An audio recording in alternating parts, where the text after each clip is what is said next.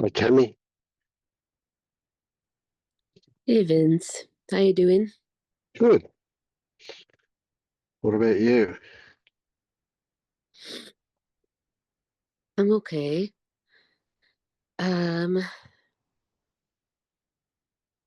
I guess if I would share, it would be um I guess I want to hear more about you first. What's up, Vince?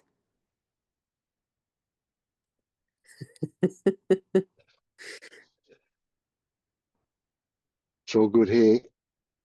Yeah, okay.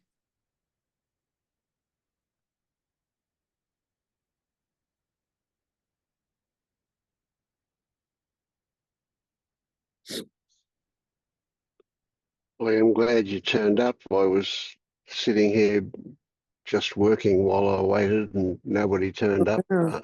After an Wow. hour and a half, I was ready to call it quits and go when you Wow. came. So that was good timing. Yeah. Oh yay. But it was all Um, fine. There was no worries. I wasn't feeling bad in any way. hmm It was giving me a chance to do some work that I've been wanting to catch up on. nice. Mm.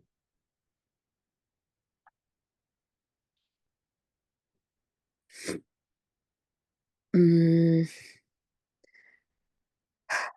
I guess if I would share, it would be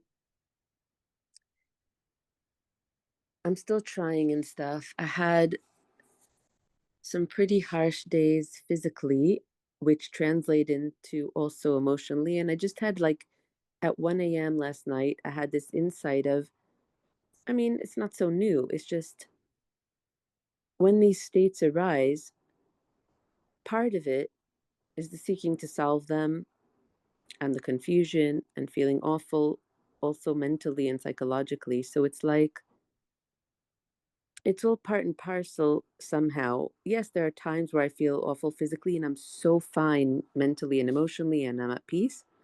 But a lot of times it isn't. And that's part of the agony of it. And I can't seem to stop the seeking or stop needing it to get better. And it just feels all too much. And all the Yeah, history will pile yeah, on. But even without the history, it seems too much. And then at 1 a.m. last night, it just eased up. And that's it. And I felt better. And the swelling went down. And I was just smiled. And then whenever I have a better mood or I feel a little bit easier, immediately I'm like, why do you yell at yourself? You know that the minute you're a little bit lighter, you're fine and you're joyful and peace. If you're not, it's because it's seriously wrong. Why do you doubt yourself each time? And yet I do. But yeah, and then I was able to have a full night's sleep, whereas the nights before I couldn't fall asleep till really late and I had like 4 hours sleep and then I had to function full days and for days at a time. And then suddenly I felt fine and was able to sleep through the night. Who knows what is yeah, going on? yeah, exactly. Who knows? Yeah, so what comes up here for me that is a really, really, really big thing is that you've seen that it's a mystery, that you have no control over what turns up. And when it does turn up,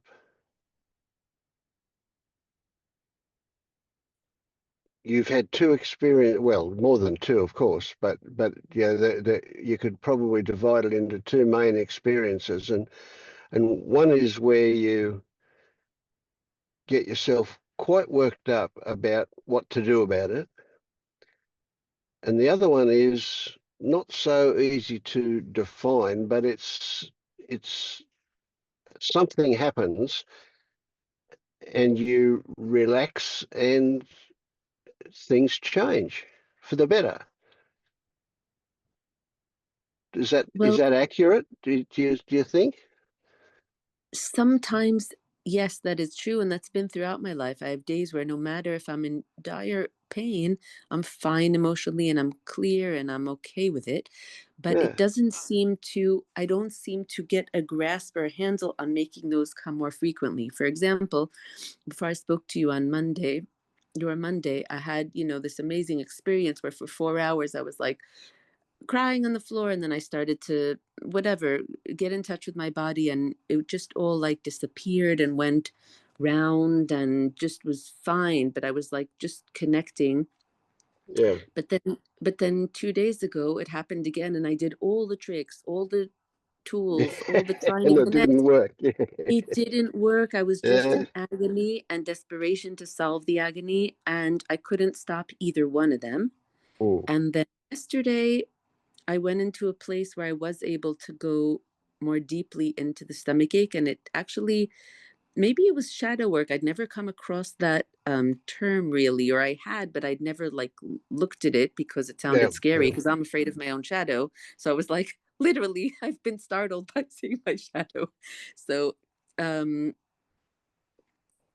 so I just happened upon some videos yesterday talking about shadow work, and I wonder if that was it. I more like went into the sensation and asked what it was telling me, and had very strong imagery. I felt like I went into like a hypnotic state or something. It was wild. Hmm. Hmm. It was, my stomach was as if it was like screaming out. It was unbelievable for like half an hour. Yep.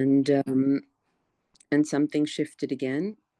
Right. But again, So I was in did pain all day that until 1 imagery a.m. that turn up feel like it was legitimately somehow behind what you were experiencing? That is such a good question, Vince, because my entire freaking life, like people will say, oh, this is emotional, oh, it's physical, oh, it's spiritual. And I'm like, uh-huh, uh-huh. I try on all these diagnoses, all these theories, and I can try and believe in them and try to solve things through that lens or perspective. But I don't effing know, right? I don't know. Mm. Sorry to be cursing today so much, or semi cursing, but I don't know. In other words, maybe, but I don't seem to be able to harness any of these to effectively get me out of suffering on a consistent basis. And I'm suffering Yeah. so much and I don't know what to do. It's Yes. crazy. Well, I can't that's catch it. a break. I Now, can't get a good night's sleep. I can't nothing. It's right. just bizarre. Now, what about if I say to you, you're never going to know what to do because it's got nothing to do with it. You can't do anything, but things will happen and they may seem like a doing.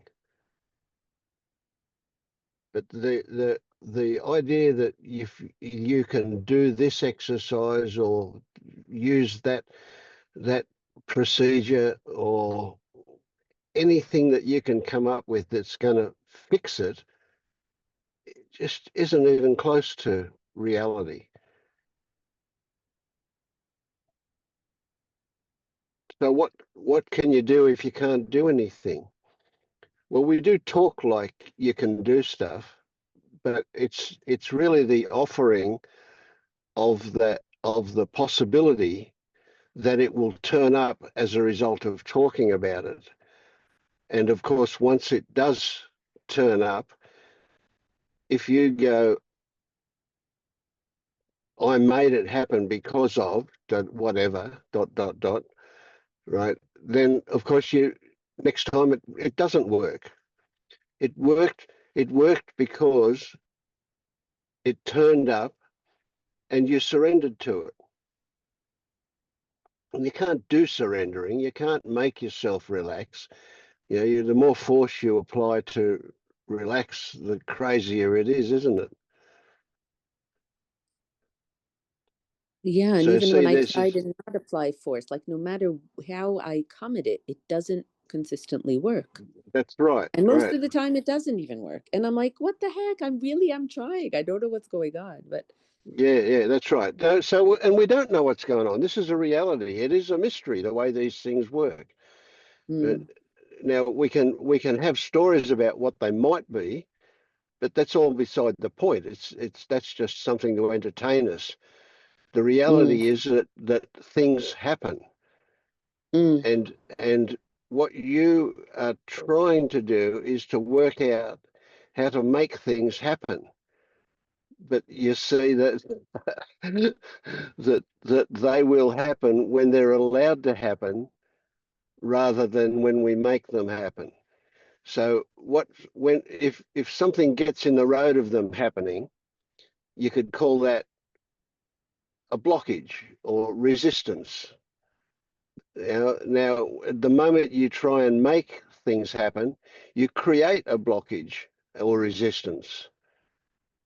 So the only way to that they're going to happen is when they're allowed to. But we don't know how you make allowing happen because you don't. It's an oxymoron. There's no possible way you can make allowing happen.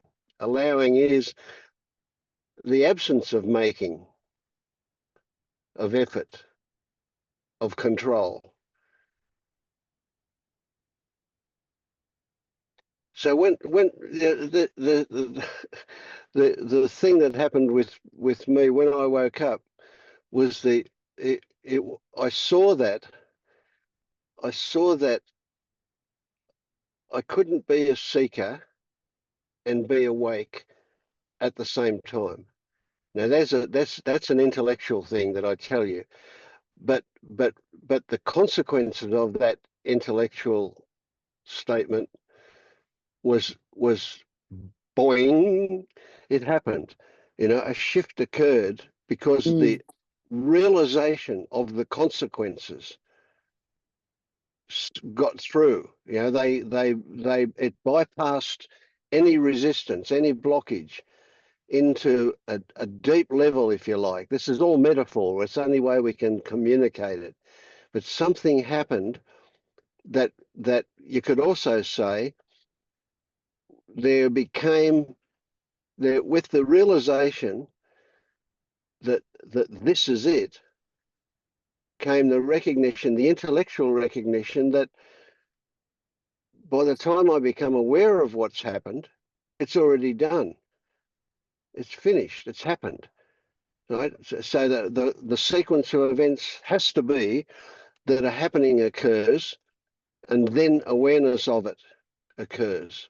Right. It might be milliseconds later, but nevertheless, there's a lag.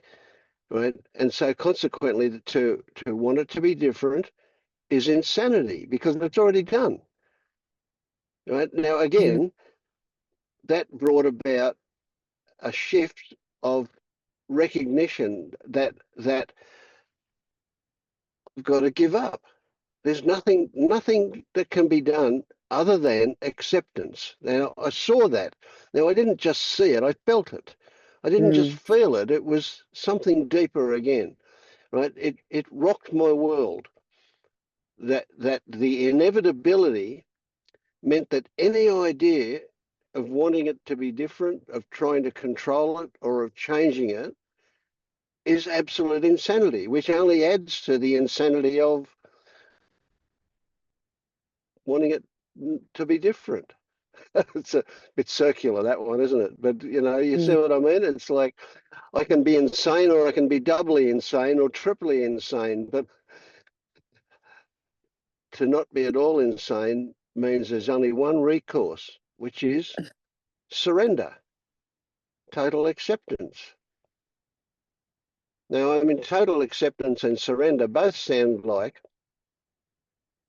we're having to accept something that we don't like. But doesn't, that's not always there. That only happens from time to time. Well, these days it hardly happens at all.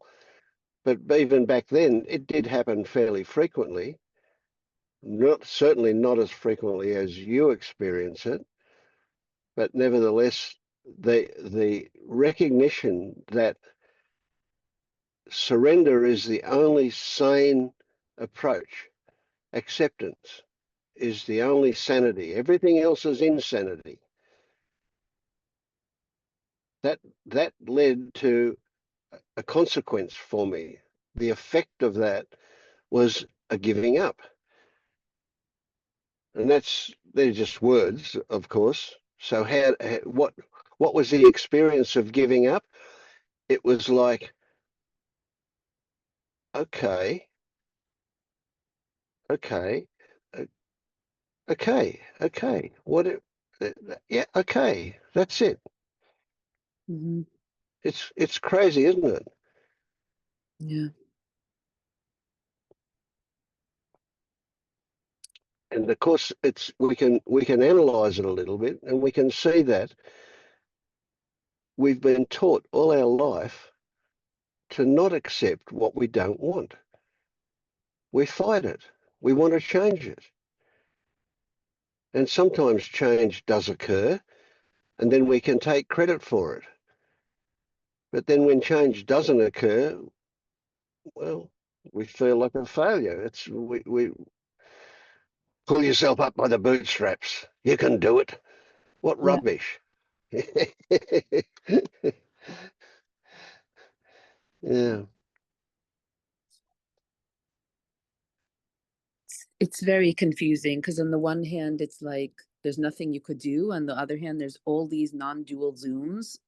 So it seems like there's something you can do, and there's all these practices and books and inquiries, and so it's very sure. Yeah, of course confusing. there are. Yeah, yeah. I'm an optimist, and I suppose I'm whatever. Anyway, I imagine that most of them come from good intentions, and most of them will also have specifics relating to the experience of the person with good intentions. But it's kind of crazy to imagine that that suits everybody. Everybody comes at this differently.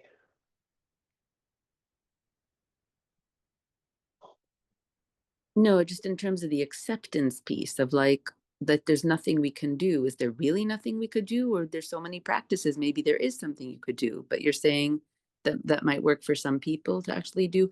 But and also in terms of acceptance, it's like, as I was saying before, like when things are mildly whatever, I can accept, but there's certain states of my body and mind that I just the nature of the state is frantic searching for solution to the state. It's like, Mm, and I can't seem to find acceptance, and I can't accept my non-acceptance because I'm like, at least I should accept my non-acceptance and be at peace. Like I need to fall into peace, and it just won't happen. I'm like, I'm trying my best. I tried what worked last time. It's just, yeah, I always think, oh, I found it. This is going to work. I'll fall into the body and I'll fall into peace. I'll fall into experience. I'll ignore the thoughts. I'll try to be grateful. Whatever tactic seems to be most present, but it's like, it's such a despair that it doesn't work. And I'm just like, yeah. So what about that? Your experience has been that something unknown has worked from time to time, right? But we don't know what it is, right? The details of it, the complexity of it, the subtlety of it, whatever, something. We don't know what it is, but we do know that you've had the experience where something has worked. I don't even know if I would say has worked, or I just seem sometimes to be at peace and most of the times not. And I don't know what to do about it. Mm, mm. All right. So can we say that because sometimes you have experienced that peace, Mm.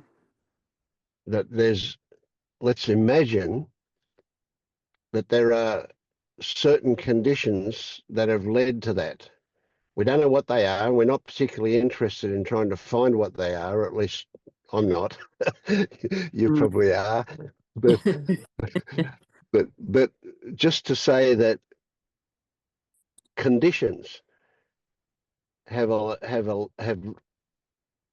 been have enabled that peace to exist.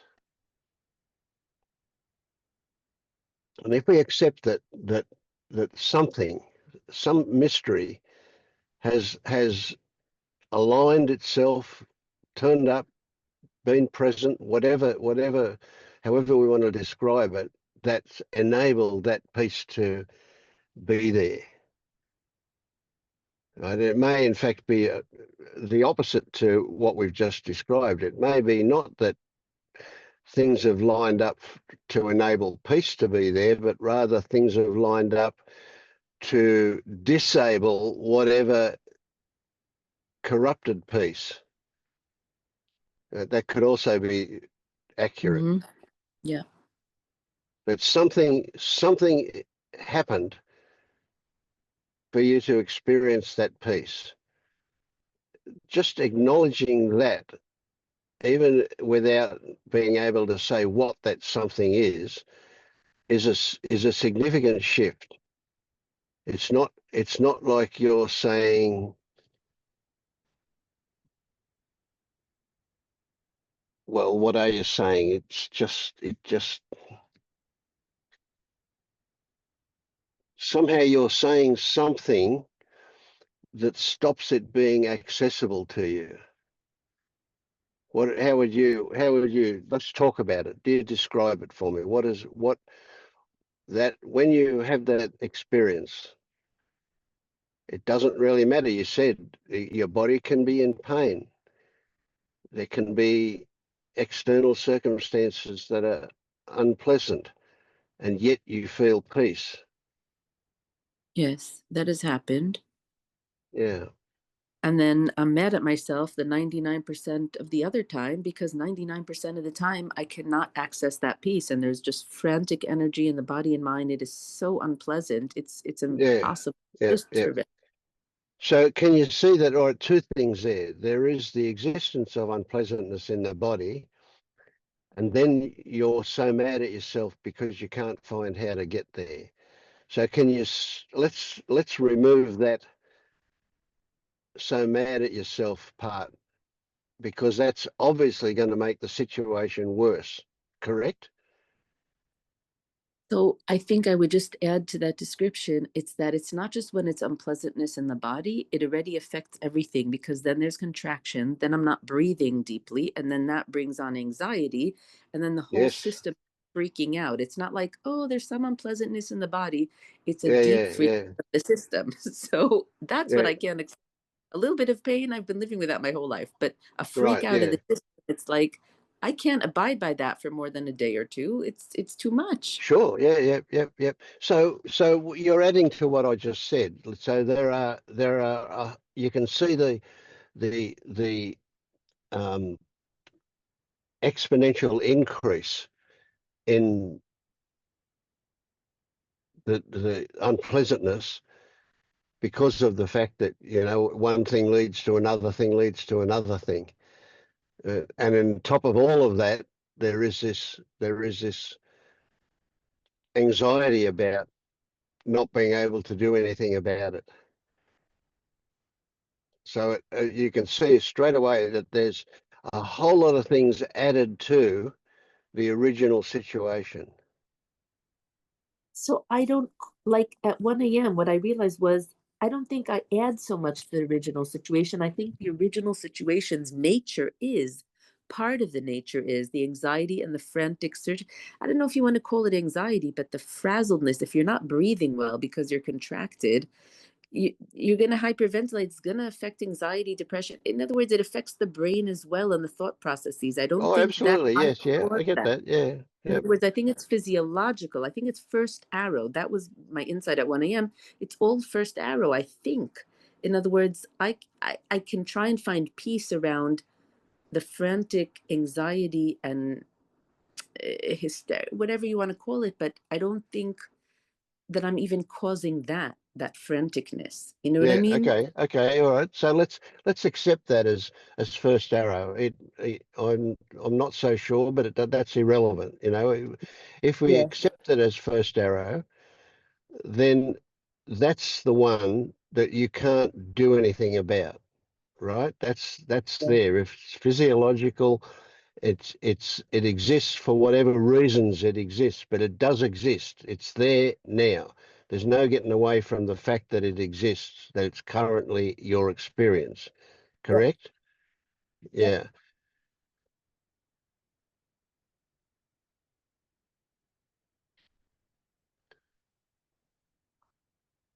So what I want is some magic that says this is here. I have to live with it until it changes, Mhm. and that's not even the well. Even if we started off with the acceptance of victimhood, that's okay. It's a start. It's a movement into not fighting it, not producing, not creating a second arrow consequence.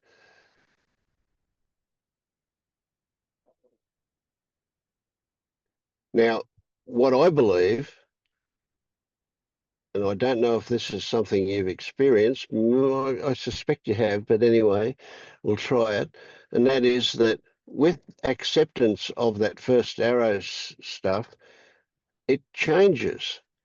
Now, it doesn't, let's not say it magically disappears. It doesn't go away, but it becomes, I don't know, what did you, when you have peace and the body's in pain, how do you describe that? You kind of, there's there's a different experience of the pain, isn't there? Do you recognize that? I wonder if it's just different levels. In other words, at some level, when the body's already contracted from the pain and not breathing well, and the whole thing is frantic, at that point, it's much harder to access um, the peace. I can't do it for as long or as deeply. And I can't seem to be in acceptance of that for more than a few hours at those levels. Hmm. I don't, maybe I'm just driving everyone crazy. Maybe I just need medical solutions or something. In other words, I don't know. Yeah, we I don't don't know know. why I That's can't right. find solutions to my state. I don't know Yeah, how to even approach it. It's just right. all I But can do at this. I would hope that you have um, used the medical system in whatever way they're good enough, and in particular, they're fairly good at finding issues, diagnostic stuff. Not perfect by a long shot, but they're reasonably good. They have the equipment, they have the experience to be able to diagnose a lot of things. And then of course there are those issues that they can't or that they get wrong. But yeah, so once you've been to doctors and the doctors have said, well, maybe it's Crohn's and maybe it's this and maybe it's that, but they're not giving you any definitive diagnosis, right? They're giving me definitive and they want me to take medicine, some of which I have not tried. There are still things I can try. I just don't want to because the success rate is, Yeah, not good. Yeah. not not great. So I'm like, why should I put myself through side effects and the anxiety of going to get these, shots of things Mm. um and so I haven't wanted to try that, but perhaps I should, but it just seems um I don't know, the sinking feeling that there's no good option and that nothing's going to stop this, but and that's why I have to stop it through relaxation, acceptance, finding answers on other levels, because I Mm. don't believe the medical thing will have a solution for me. Yeah, um yeah, yeah. there I are get it. some Yeah. medicine I have taken some things, but they have side effects, so you can't take them long term. I could do them again, but they're very strong side effects. So again, it's like, anyway, it doesn't matter. I feel like Mm. I'm off track by bringing these things up here, but it just No, you're not. I You're not. I don't think you are. Yeah. No, and I'm a bit like you. I tend to have n- I don't have a lot of respect for allopathic medicine or any anyway. That's really, but I use them. Definitely use them, and they have a place. But no, I yeah, they're not. would. Like the one Yeah, medicine I took, if I could continue it without side effects, I would. And I've taken it on and off, but I haven't taken it for a couple of years, and now my numbers are high, and I should probably do something. And it's just every day it's a struggle to compute yeah, whether yeah, it's going to be worth the side effects and how long it'll help for. And anyway, yeah. it's That's it's just right. Yeah, not yeah. simple, but Yeah, because it's a tricky one. Yeah, but yeah. there's no question in my mind that you can experience a state that gives the body a better chance to heal, and that state is definitely not. It's definitely one where there's peace, where there's equanimity.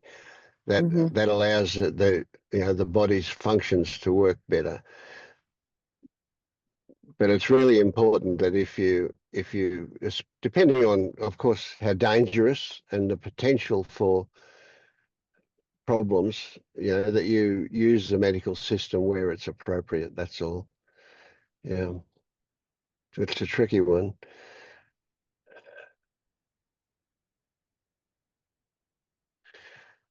And yeah, and So I might be. underneath, Oh, sorry, yeah, go yeah, on. go on, you go. You go. You go. Well, I was going to say underneath all of this stuff, what we want to get to, but we're not. We're kind of this stuff is all blocking it a little bit.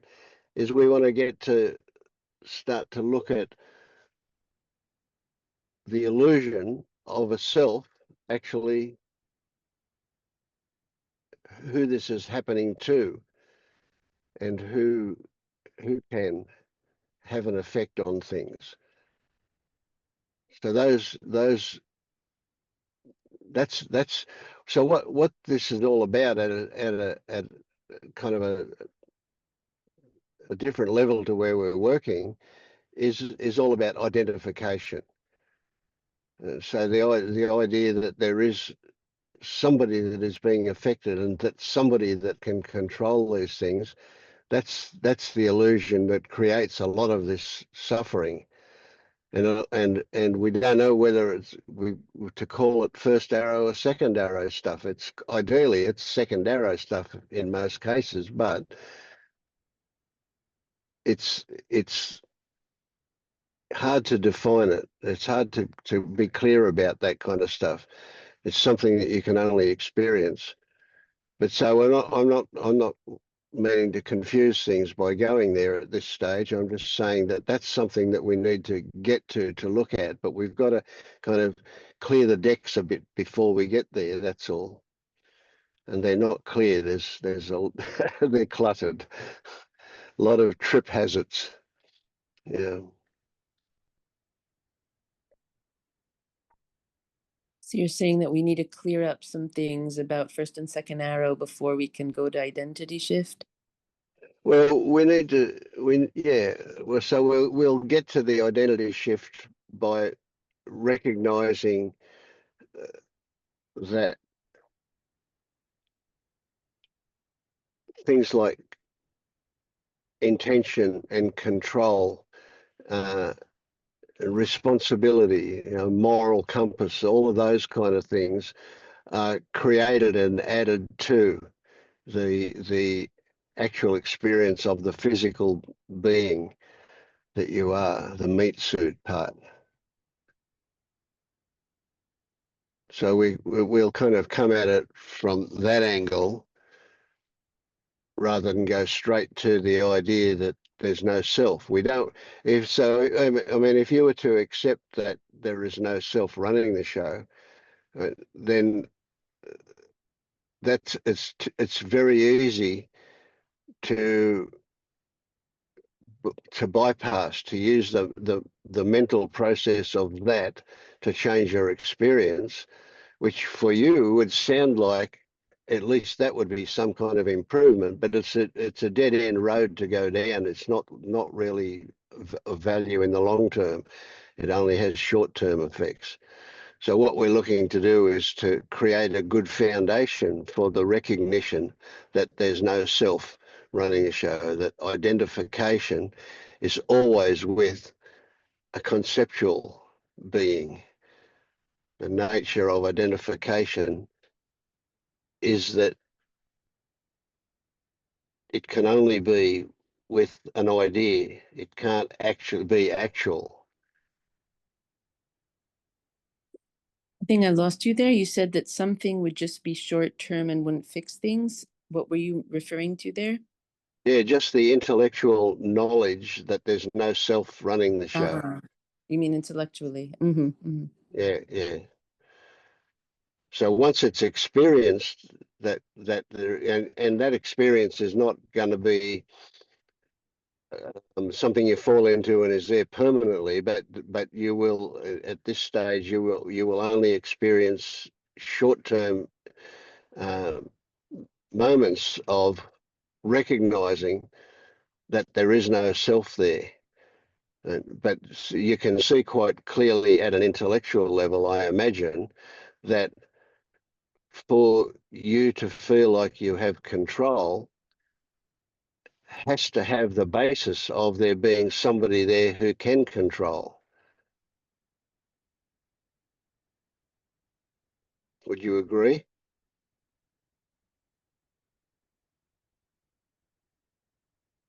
I guess I'm trying to go into imagery as you speak of maybe of trying to feel if everything's just happening and how it would feel like if I didn't believe that Mm. I'm uncontrolling.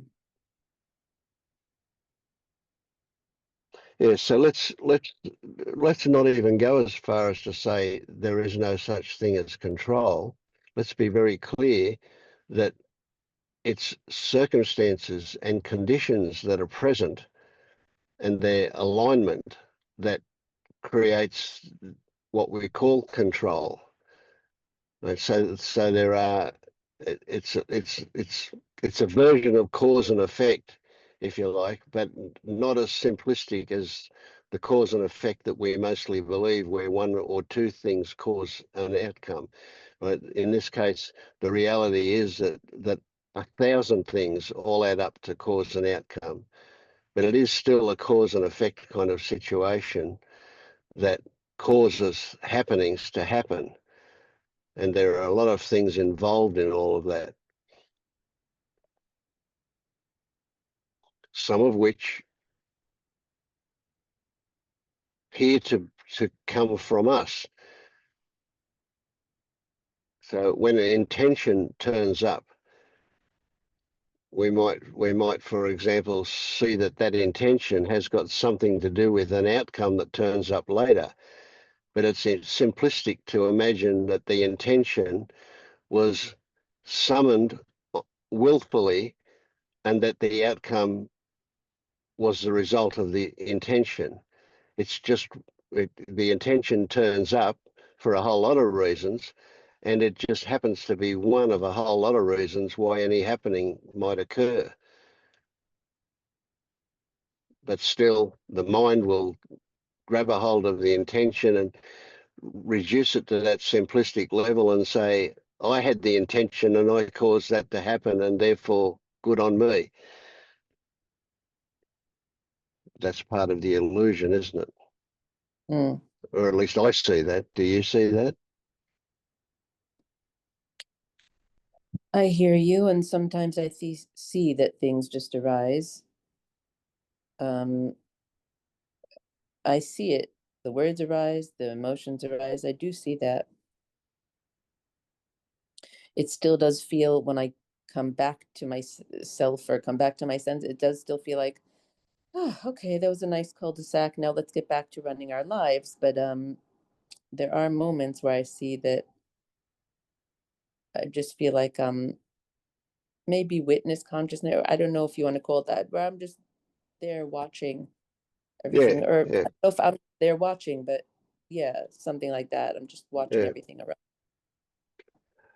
And just to complicate issues, I see nothing wrong with the presence of the illusion that we're Yeah. running the show. Mm. But the difference is we recognize that it's an illusion, and it just simply means that we can focus on those conditions that we have influence over. And so, in other words, it's clearer about what's going on when we recognize that it happens, that it's an illusion that we have control, but that as a result of the well, what creates the illusion are the bits and pieces that we can bring to the show, but they're only parts of it. They're not the But who whole would we thing. can? But you're saying that there is no doer and there's no volition. So what does it mean, parts that we can do? Well, like for example, let's say intention turns up, right? So rather than saying, oh, that intention just happened, therefore it's of no value, we can say intention turned up and that has some value. It's one of the conditions that may bring about that particular happening. Right? But we're recognizing that it's an illusion in reality that is um, leading to the feeling that we have control, but we're recognizing that's just a feeling that's there. It's not the way it actually is. And so therefore, the consequence of that is that we're much more open to the other conditions that are involved.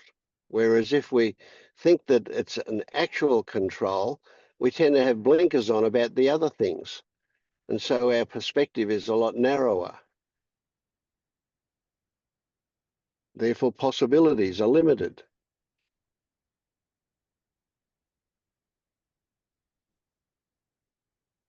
So it's a bit more subtle than saying there's no control, right? So although it might be the way it is in the absolute, that there is at that absolute level there is no such thing as control, there are happenings. And part of those happenings might be that it feels like you've got control. And there's nothing wrong with that. That's fine. But recognizing that it's a feeling. Right? Now, if we were to examine that feeling of no control, what we would come to would be that there are two components to that. There are the sensations, and then there are the stories that are associated with those sensations. And that's what adds up to the feeling like we have control. But the stories are just stories. They're just concepts about. They could be created by Walt Disney or whatever. They're just stories. But stories, if we believe them, then that's a solid thing, that belief. That's what gives those stories some power. So the point I'm making is that there are a lot of conditions involved with any happening, and the idea that we've got control, if it shouldn't dominate, if it dominates and becomes all of everything, then we've got blinkers on to all sorts of other things, and that means usually we can only see success or failure. We can't see it's black or white. There's no grayscale. There's no other in between stuff if we've got those blinkers on. But when we recognize that, yeah, well, control happens because of a whole lot of circumstances, only some of which I bring to the show, right? I'm only saying which I bring to the show as a metaphor for what actually happens. Some of which turn up in this being, it'd be a better way to put it.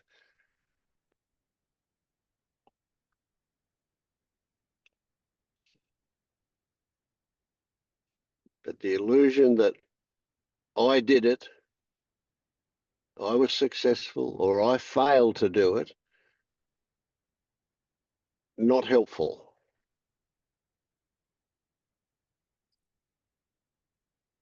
So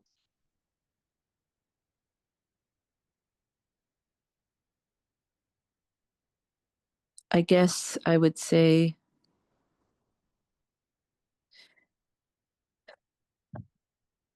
if you have,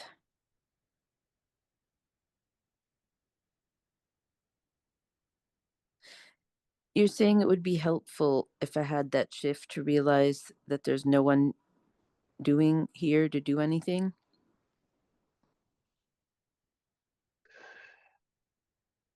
Yes.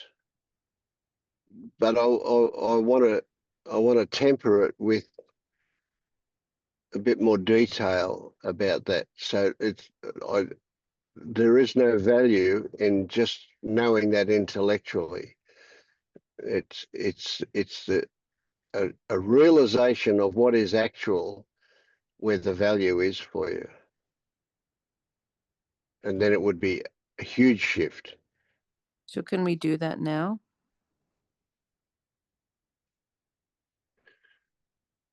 Hmm. If I could reach in the screen and give you the red pill, or maybe it's the blue one, I don't know. If I could give you a pill to do it, I would. Um,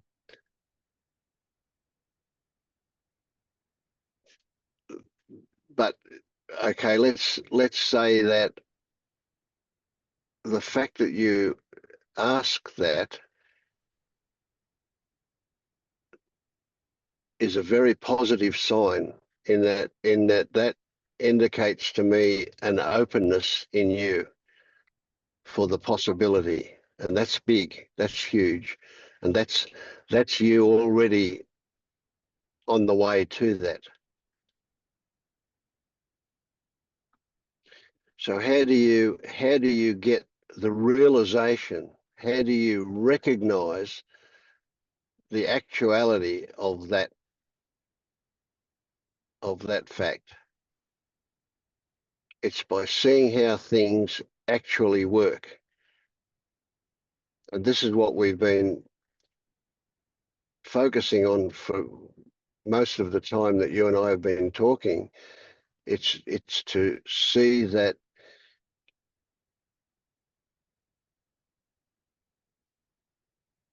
the actual control is an illusion.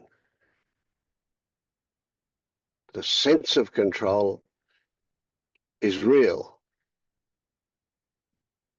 but what it points to and what it means isn't that there is actual control.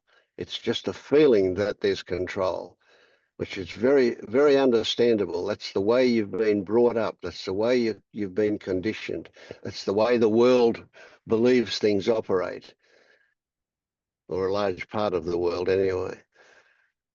So that's perfectly reasonable. But to see that you don't have actual control, total control, to see that what turns up in you is a small part of a large picture.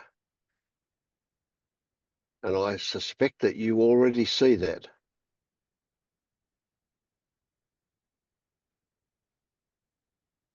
Yeah.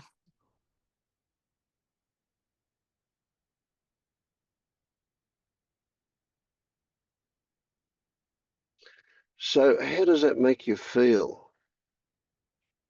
Can you describe a feeling somewhere? Can you access a sensation or a feeling in the body somewhere as a result of that? As a result of. Of acknowledging what you've already seen, and that is that everything you bring to the show,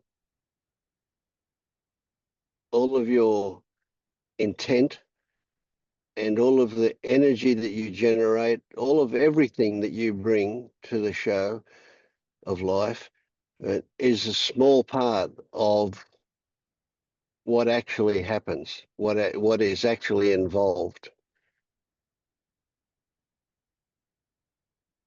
I hadn't looked at that. I was thinking that realizing that whatever I bring is caused, in other words, is arising. But you're saying something else, that it's only a tiny part of what's involved. Let me think on that a minute. And all of those things, not just the bits that you bring, all of them are arising, because every one of them has their own conditions that they're reliant on. And every one of those conditions has their own conditions that they're relying on. You mean like And the it, weather and sounds and the people that appear in the life? In other words, all the things in my environment, or? Yes, you can go out to that level, right out there, and kind of start to gather them in a little bit, or you can stay with your immediate experience right here, right now, and it's the same thing, right? There, you'll be looking at different details, but essentially, you'll see that there are a huge number of things involved in what's going on for you right now. You And mean every one of those is part of what's going on right now, but every one of those is reliant on its own conditions, and every one of those conditions is reliant on their own conditions. And every one of their own conditions are also reliant on conditions. So it doesn't stop. There's no end to what's involved in what's happening for you right now. No matter how tiny your focus is, how narrow your focus is, it's going to expand out into everything. So whether you start with the tiniest sensation in your big toe of your left foot, or whether you take in the whole body and the generalized experience of the whole body, or whether you take in the circumstances in which that body is just a happening in say the whole the whole building that you're in, and then you can expand it out to the whole town, and you can expand it out to the whole country, and everything in it, every mosquito, every ant, every person, everything all has their own conditions, resting on conditions, resting on conditions, resting on conditions, resting on conditions. And that's how they come about. And nobody has got a brain powerful enough to put all that together. mm,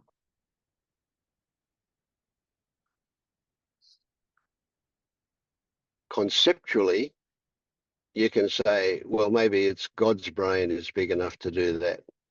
But that's just a way of looking at the largest possible picture. mhm, mm. Yeah.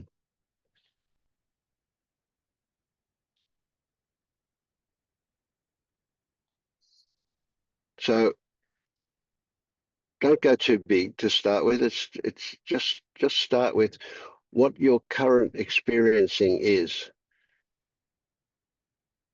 and recognize that your experiencing, see, words get a bit tricky here, your experiencing of your current experience, which includes sensations, it includes thoughts, it includes everything that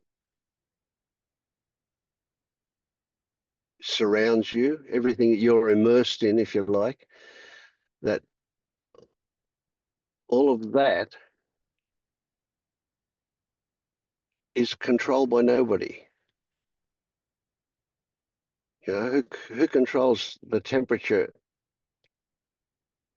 Well, maybe you got air conditioning or something that might bugger up that story. Um, who controls whether it's Mhm. daylight or light outside? Who controls the overall humidity? Who control? You know, see what I mean?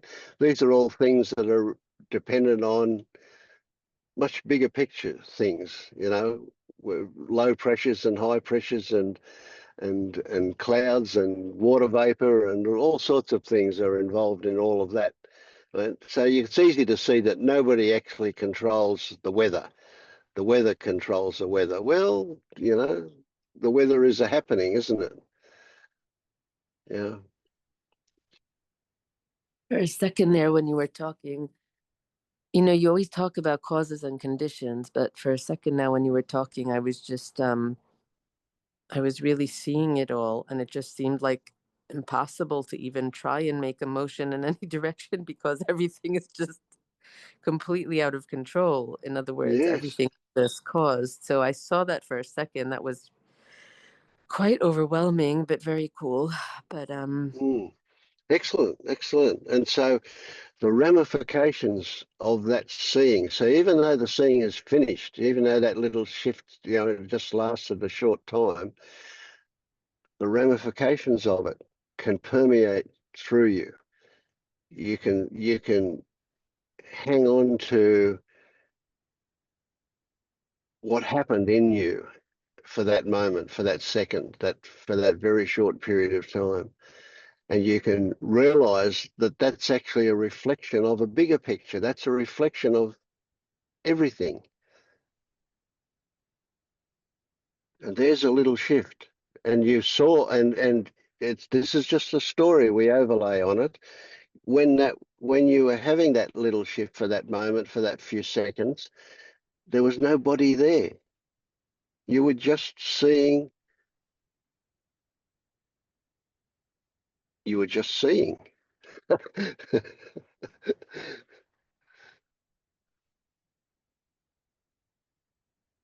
yeah, for a second there was no desire to do anything because it just seemed futile. It just everything is just Beautiful. happening. Yes. Yeah. Why do I think that's much bigger than you seem to think it is? I don't know. I'm only imagining how you're experiencing it, but wow, that's huge stuff. Absolutely huge. Those few seconds were a portal into seeing reality. Hmm.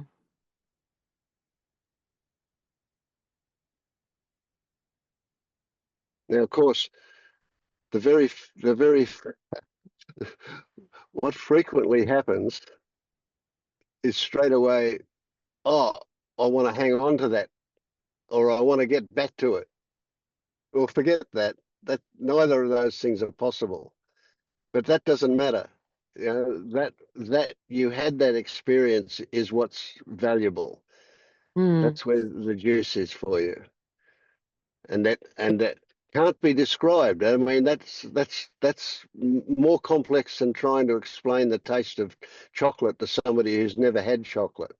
You can't describe that, can you? It was just all you can do is point to it a little bit, that it was, oh, okay.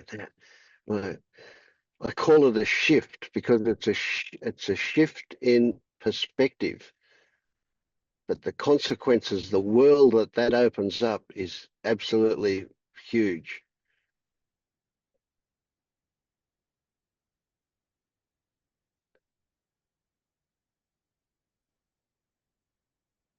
Yeah, it feels like I just um yeah, a lot of stuff like was letting go and I just wanted to see and I don't always feel that I wanted to see. So I asked you, can you show me? And whatever you said landed a little bit. Mm. And then it's contracting back into the person again and now it's kind of opening up again. I don't know if there's anything else you want to say or show me, but Yeah, yeah. Well, that's the way these things work. They do contract and open. That's it. There is no permanent anything. Nothing is static in nature. Everything's mm, always moving, always changing, and that's the nature of this kind of stuff. But because you've had it once, oh, well, I wrote a Christmas song, and one of the lines in it was that Christmas lights a fire in our heart, and the follow-up line was along the lines that because it's been there once, it knows the way back, and that's mm, there it is for you. It knows the way back, and what you experienced was love. Wow, mm.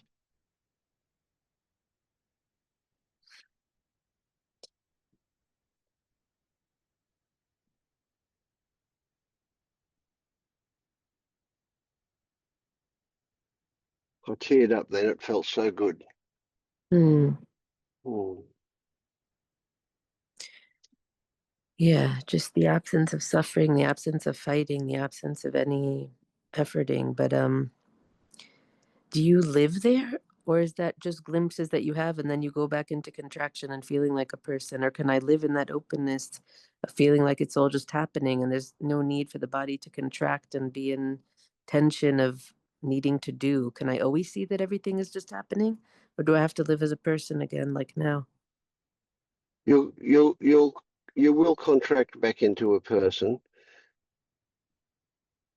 but what I am what you my well, from my experience,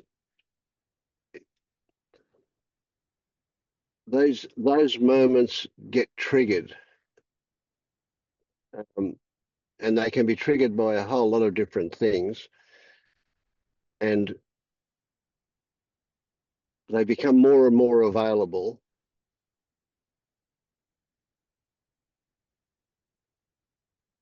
But I have to say, when you talked about contracting back into a person, that that didn't feel like the experience here.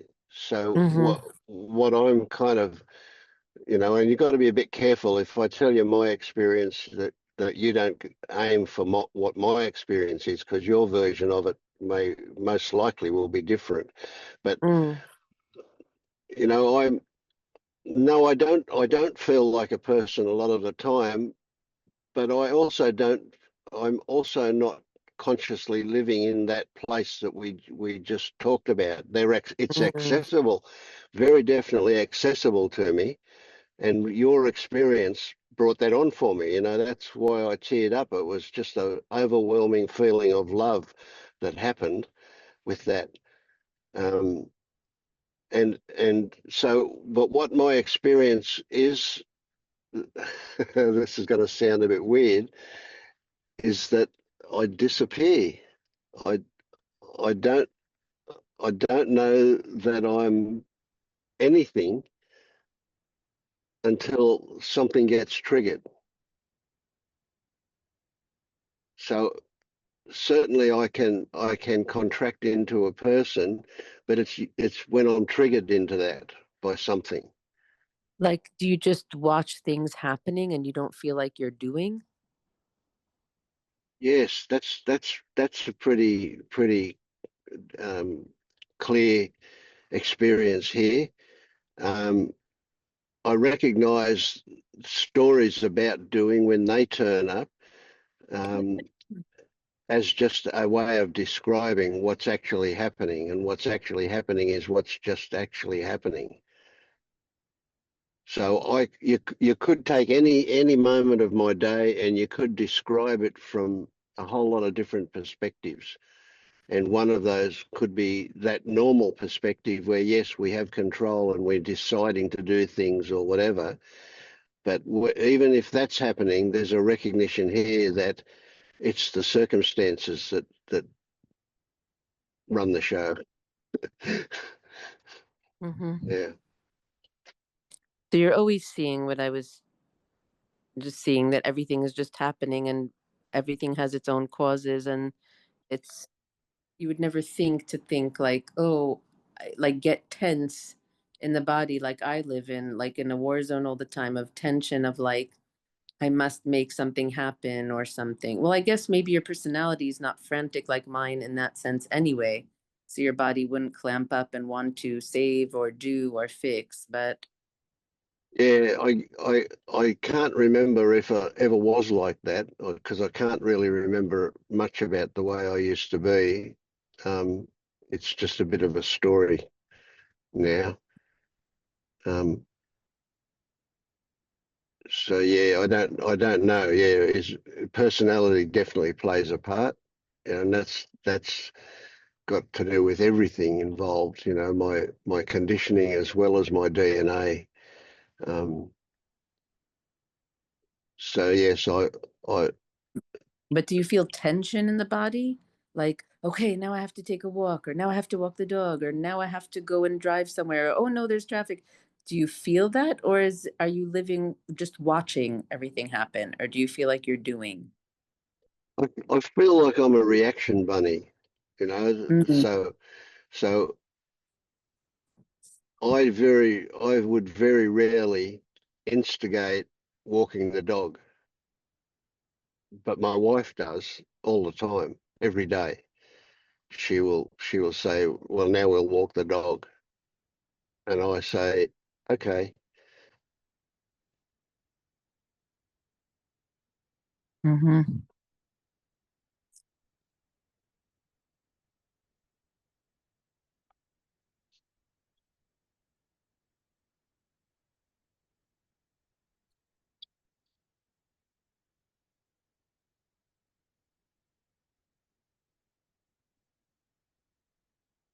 Yeah, it's a tricky one, isn't it?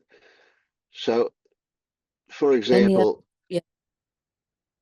I was just going to say, for example, I have an agreement with a couple of mates that we'll play golf tomorrow morning at 8 o'clock. And so the consequence of that agreement is that I'll need to get ready. So I'll need to wake up at a certain time in order to have enough time to have a cup of coffee and go to the toilet and get ready, load my golf stuff up into the car and drive to the golf course. So that you could say that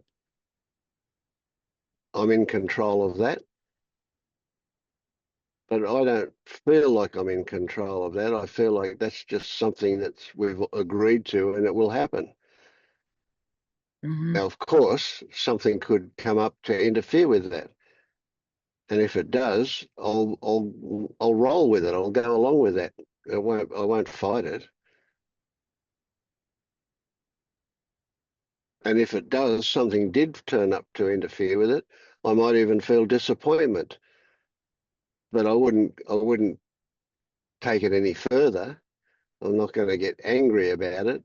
I'm not going to And do you feel like you're disappointed, or that's just, oh, look, disappointment is arising? just disappointment is there, yes. And usually speaking, that would last for 30 seconds, or a Mm-hmm. minute or whatever. Not a very short period of time. Yeah. So, But is there any? I've been practicing this for a long time now. Mm-hmm.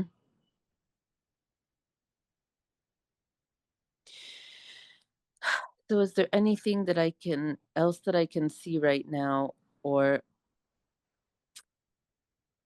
I I just would want I to? would definitely like you to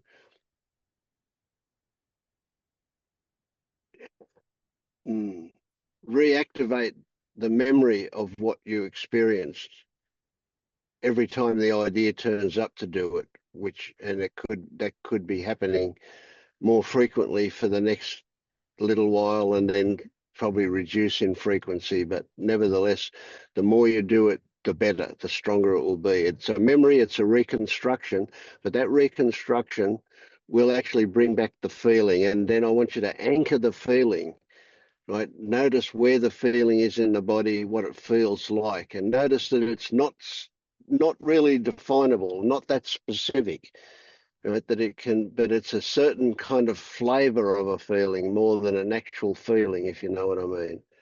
Mm, But remember it, remember what it feels like, and reactivate it as a way of making it stronger. And it sounds like a doing, right? But it will either happen or not. I know that's a fact. It will either happen or it won't happen. And so the idea mhm. will turn up for you to do it, and you'll do it.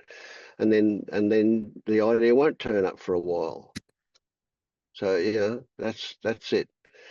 The more you Or do that, fear is the that I'll better. try and it won't work, but Yeah. hopefully it will keep working. Yep. Yeah. No, that's a good one. Yeah.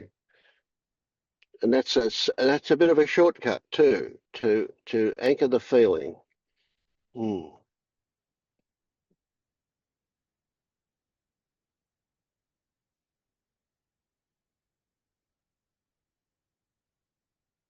I wish I could live here. Yeah, of course, of course, and that's fine. That's perfectly reasonable desire for something like that. Of course it is. So we're not going to fight that either. We know that that's not the case, you know, but you will live in it for a moment, even if it's only for seconds, that's fine. And then you can reactivate it with your memory. That's also fine. And you'll get more and more familiar with it. It'll happen more frequently. And every time it happens, you'll get blown away by the sheer absolute wonderfulness of it. The and it's weird for me to say this, but in a way, but it's the epitome of love. There's this wonderful feeling of acceptance, this feeling of swimming in. Oh, it's just lovely. Yeah. And can I live there? Or is that a fantasy? No one can live there. Or can I? You will go in and out of it. That's the reality, I think. Now far be it from me to be a, a magician that can predict things, but experience says that it's unlikely that you'll live in it permanently. Even if you awaken? Yes, even if you awaken, yeah. Oh, that's so disappointing. Yeah. But then what's the point of awakening if you can't live there? Oh, I want to come up with a wonderful metaphor, but I can't think of one. The moments that you are there make it all worthwhile. Hmm. But do you think I'll live in so much suffering most of the time and then occasionally No, have these moments no, like I do now? no. What having that experience will change your experience of suffering as well. Hmm. Yeah.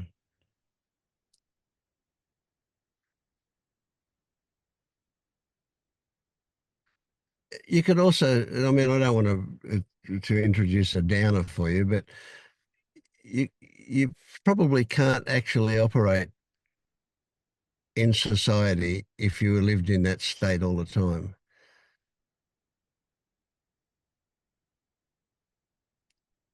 So and if you did live in it all the time, you would cease to notice it. Hmm. So it's much more enjoyable when it turns up because it's not there all the time. So you're saying I'll still go in and out of states, but there won't be as much suffering all the time like there is now?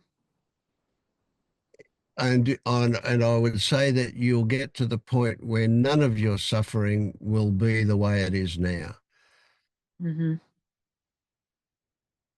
or some of it will. See, you'll stop calling it suffering.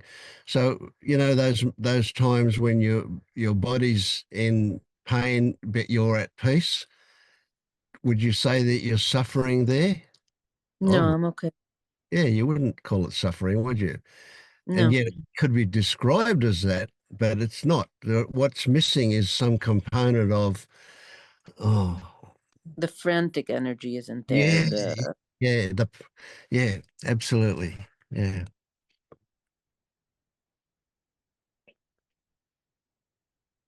Do you think that can be reduced permanently or most of the time?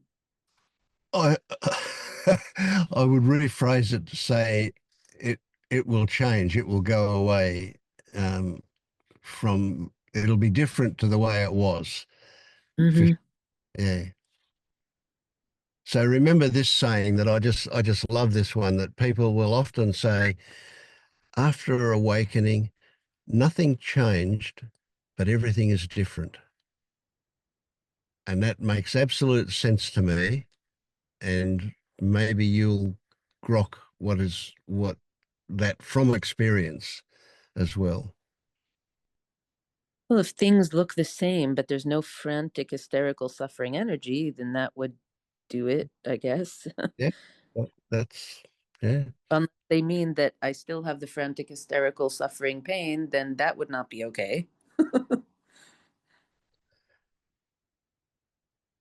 You'll be amazed at what will be okay. Oh God, that sounds awful, Vince. You're saying I'm going to suffer as much, No, but I'll be okay with it? no, I'm not saying it like that. No, it's not awful. It's rather beautiful. Um, but yeah, So you think I will suffer as much with frantic hysteria inside, but I'll just be okay with it because there'll be no one there to not be okay? no, it'll definitely change as well as a result of that. So it's. I'm not saying it'll go away completely, but I'm saying it will transform into something that is fine. That's okay. But who knows what your experience will be? We don't. We don't know. You know, let's not try and predict it too specifically. Yeah.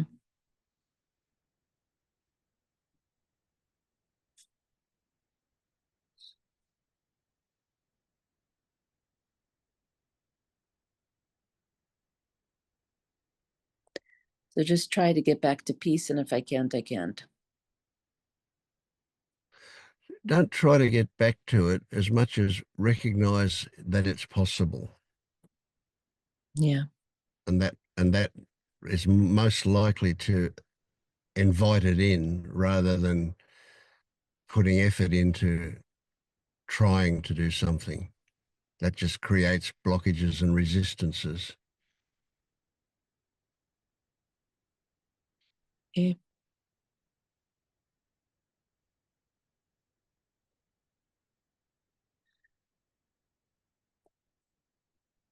Thank you. That was very cool, and I really hope I can have a permanent shift into coolness. Okay. Yeah, you'll see. Thank you, Tammy. So much, Vince. Yeah. Well, you gave me some great feelings tonight. Thank you. Thank you.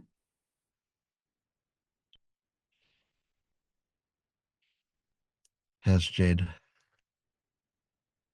Looks like he's about to drop off to sleep. A little bit. Yeah. Ah, ah. It's nice hearing you and Tammy chatting there. I have to turn my volume up. You're very low. Yeah, somebody else has said that. I don't know if it's because I'm speaking quietly. I was saying I enjoyed your chat with Tammy. Um, yeah.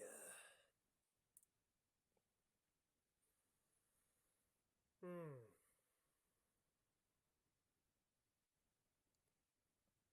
Yeah, it's been a bit more.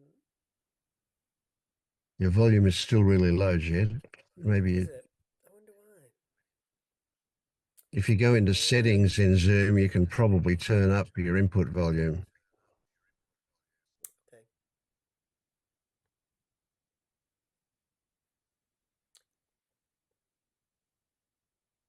Oh, yes. Yeah, it was very low there. How's that? Yeah, that's better. Yeah.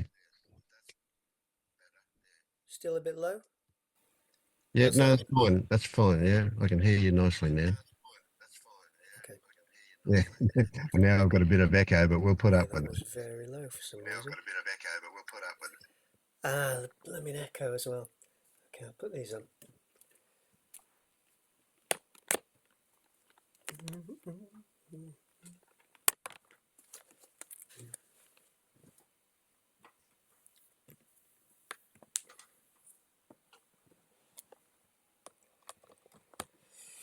How's that? Yep, that's fine. Okay. Yeah. Um. Yeah, good stuff to report. Um. But I think what I'll do is I'll just bring the thing I wanted to talk to you about, which is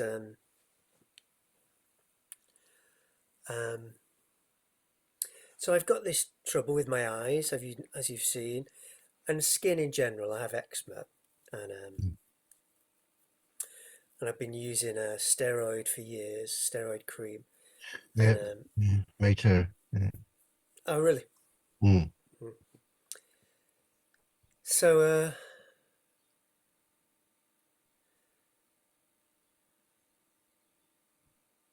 I've learned recently that seems to, create as much problems as it solves. Long-term steroid cream use Mm. can affect your adrenals, kidneys, all that stuff. Mm. Um, and and especially you're not supposed to put it on your face, of course, especially around the eyes. And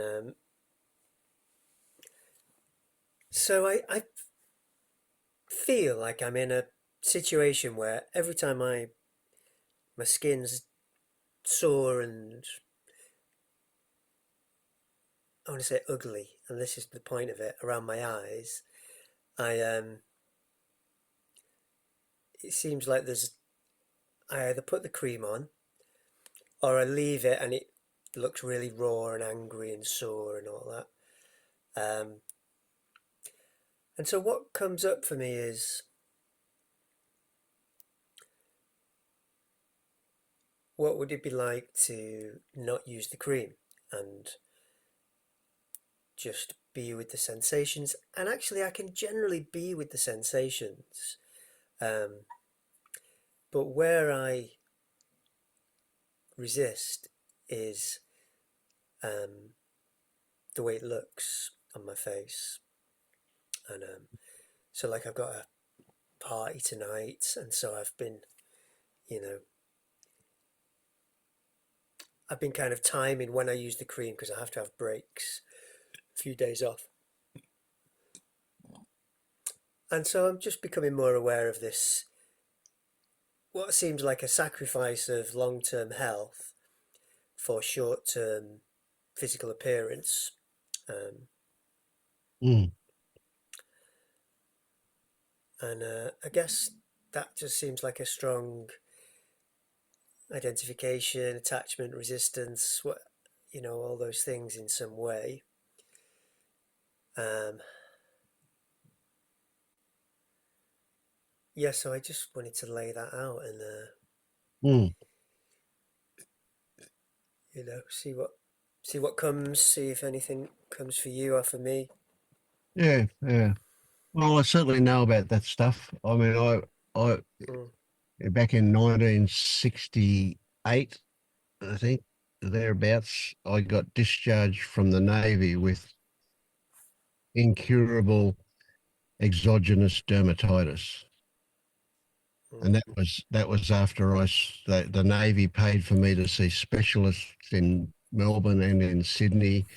I went through all of that, and then they gave me exactly the same cream that they're giving me now, mm, which is that mm, steroid cream. Yeah, mm, I don't generally use it, and except in spots when it flares up. But the mine comes and goes of its own accord. I have no idea why it's here when it's here and mm, when it goes, why it goes, where it appears. It can appear on my body in different places. At the moment, I've got it on the inside of my left ankle, um, mhm, and I generally, if it flares up, I'll put a bit of cream on it, but the tiniest bit of cream. I don't use it mm, preventatively as such. I just use it helps mm, the skin to heal if I've scratched it, which I often do mhm, because it gets incredibly itchy, and sometimes it's so itchy that I could quite happily scratch it until there's no skin there and I've just got bare meat, and that feels good. A scab doesn't itch, but yeah, mhm, so it's an interesting one. But I've given up any idea of curing it. I've given up any idea of controlling it, of knowing when it comes and goes. I mm, don't. mm, Sometimes I think it's here in wintertime when the air conditioner's on hot, or maybe it's in summer when the air conditioner's on cold. I don't know why it is, or where it's just a mystery, and I just live with it. But luckily, I don't have it on my face like you do. But what came to mind was get yourself a pair of those sunglasses that the pop stars wear inside, the ones that they're not dark so much, but they're brownie colour or whatever. Yes. And Yeah, then it's not a bad idea actually. who gives a fuck what other people think, you say, oh, it's the musician in me. I've got to wear these because I spent a lot of time in the spotlights and it affected my eyes, Make up a story. Doesn't matter. Yeah. Yes, nice, nice. And in the vast majority, well, it seems in the vast majority of facets of life, I don't care what other people think, or I get some feelings about what other people think, and they're not a problem. But for some reason, the stuff about how I look on my face, I can feel it causes the choice to put the cream on. Yeah. It's like there is a strong connection between that. Yeah, it's a bit of a trick, isn't it? So you're probably burdened with the fact that you were good looking once. I never was, so it was never a problem for me.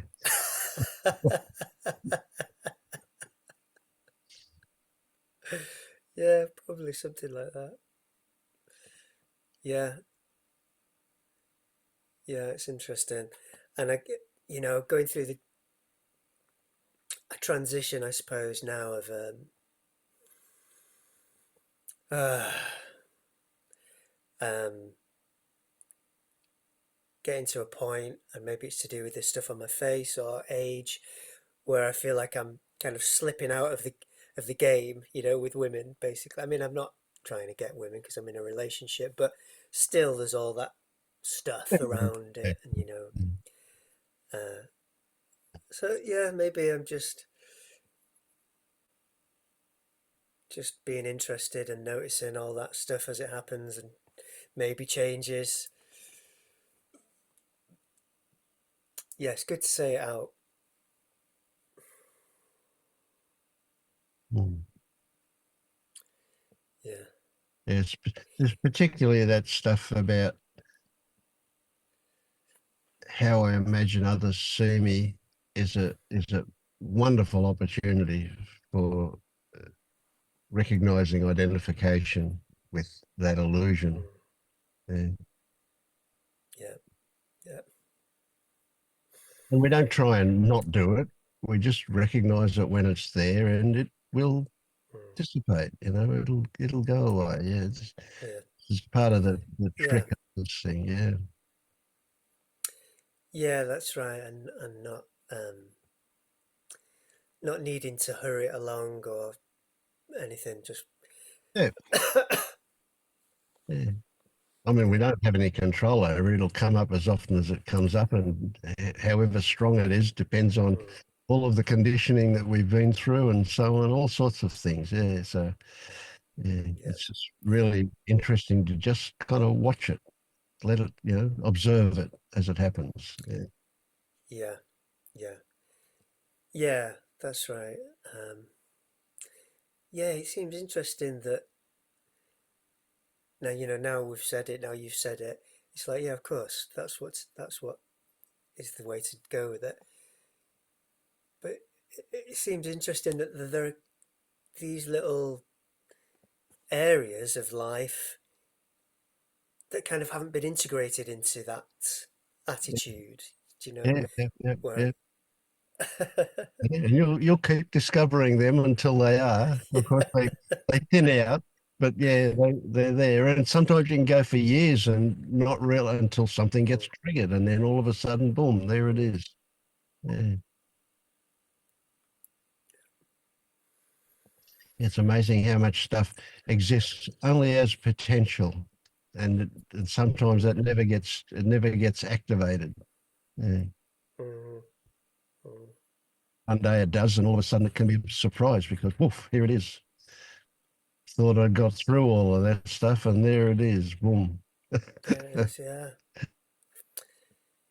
Yeah, and that's been one of the nice things recently is noticing when there's one of those things happening and just oh,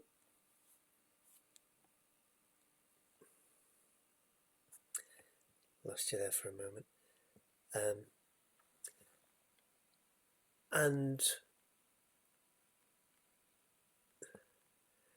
And then just I don't know, just doing the allowing thing or something, and it feels like there's an internal kind of everything just kind of well everything I don't know, my mind just kind of stops, and it feels like there's a kind of some kind of quite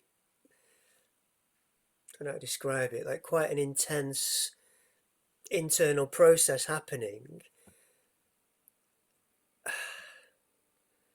And when I can just give that a bit of space, it's actually deeply pleasant.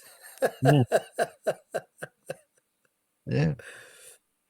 Well, I kind of imagine it's something along that you might describe as integration. That's what it feels like, yeah. Yeah.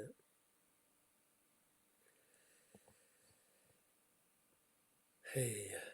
It's the reverse of the Pink Floyd brick in the wall. It's another brick out of the wall.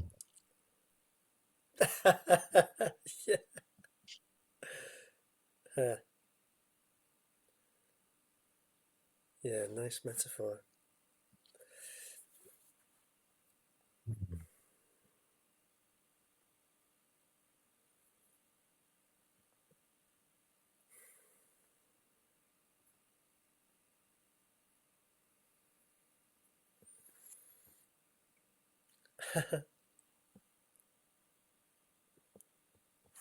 All right, Vince. Well, I'll get on my way. Okay. Yeah, me too then. Yeah. Good to see you. All right, thanks. You too, man. See you next time. Bye. Bye bye.